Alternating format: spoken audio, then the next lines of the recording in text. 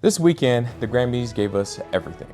The outfits, the standing ovations, the "I finally made it" speeches. But if you look closely at the faces of the winners, not while they're on stage, but the moment they step off, you'll see it. A flicker of something that shouldn't be there. It's a quiet, terrifying question. I'm at the top. Why do I still feel like I'm running? We think the Grammys are about music. They aren't. They're a $100 million experiment in human satisfaction. And the results? An ending as old as time. Hi, I'm Jay. Stick around and I'll explain it. So the view from the top can often be lonely. Many people of acclaim echo this sentiment constantly.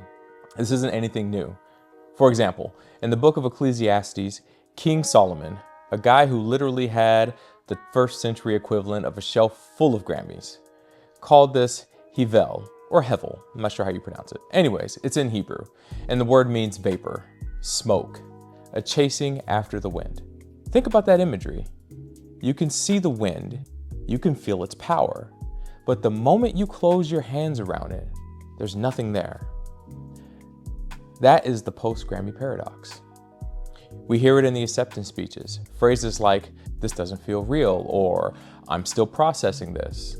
It's humility, sure, but also it's the brain trying to reconcile a massive achievement with a heart that still feels, well, exactly as it did yesterday.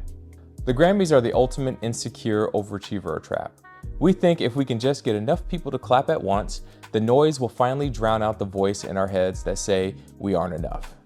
And I don't say this to offend the recipients, because each and every one of us has a Grammy in our own life that we're chasing.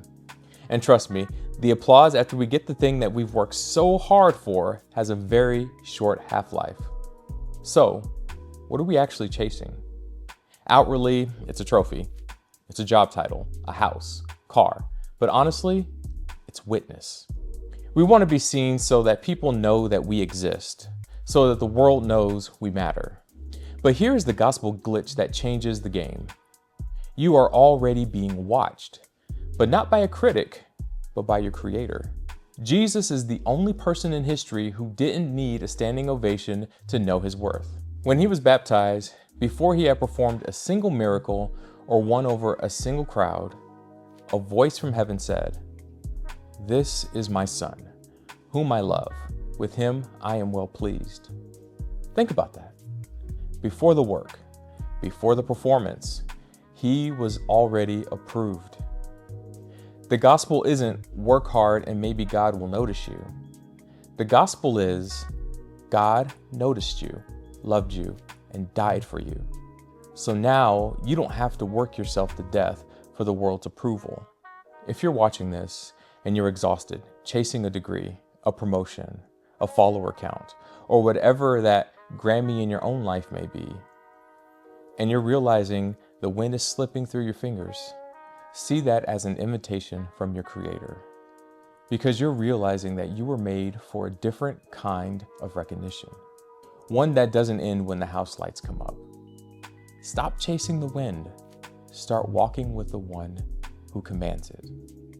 If this made sense to you, the algorithm thinks you'll find this next video pretty interesting. Until next time, remember, there's an explanation for everything. Let's find it together. I'll see you in the next one.